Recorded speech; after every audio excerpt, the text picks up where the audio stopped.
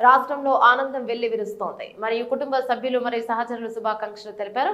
హిందుస్థానీ ఆవాం మోర్చా లౌకిక పోషకుడు మరియు కేంద్ర మంత్రి సూక్ష్మ మరియు చిన్న పరిశ్రమల మంత్రిత్వ శాఖ, భారత ప్రభుత్వం శ్రీ జితన్ రామ్ మాంఝీ మరియు పార్టీ జాతీయ అధ్యక్షుడు బీహార్ ప్రభుత్వ కేబినెట్ మంత్రి డాక్టర్ సంతోష్ కుమార్ సుమన్ సిఫార్సు మేరకు డాక్టర్ ఫణి కుమార్ ను పార్టీలో తెలంగాణ రాష్ట్ర ప్రధాన కార్యదర్శిగా నియమించారు. పార్టీ జాతీయ సంస్థ ప్రధాన కార్యదర్శి శ్రీ రాజేష్ కుమార్ పాండే ఆయనకు నియామక లేఖను అందజేశారు. పార్టీలో రాష్ట్ర స్థాయిలో ఈ ప్రత్యేక బాధ్యతను డాక్టర్ ఫణి కుమార్ స్వీకరించడంతో జాతీయ కార్యవర్గంతో పాటు పార్టీ అధికారులందరూ శుభాకాంక్షలు తెలిపారు.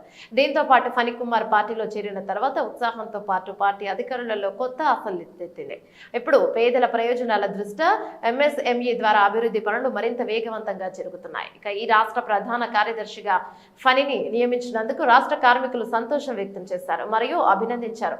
ఫణి కుమార్ కు పార్టీ పగ్గాలు అప్పగించడం పట్ల జాతీయ అధ్యక్షుడు హిందుస్థానీ ఆవాం మోర్చా లౌకిక మరియు బీహార్ ప్రభుత్వ కేబినెట్ మంత్రి సంతోష్ కుమార్ సుమన్ మాట్లాడుతూ ఫణి కుమార్ మంచి సామాజిక కార్యకర్త అన్నారు. ఆయన ఇప్పటికే తెలంగాణ రాష్ట్రంలో సామాజిక సేవ మరియు రాజకీయ రంగంలో పనిచేస్తున్నారు. ఆయన అనుభవం చాలా పాతది మరియు ప్రశంసనీయం.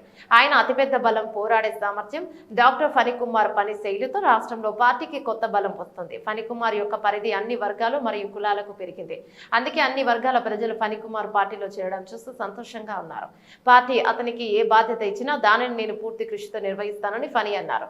హిందుస్థానీ ఆవాం మోర్చా లౌకిక సమాజ అభివృద్ధి గురించి మాట్లాడుతుంది. అటువంటి పరిస్థితిలో పార్టీలో ఫణికి ఇంత పెద్ద బాధ్యత ఇవ్వడం పెద్ద విషయంగా పరిగణించబడుతుంది.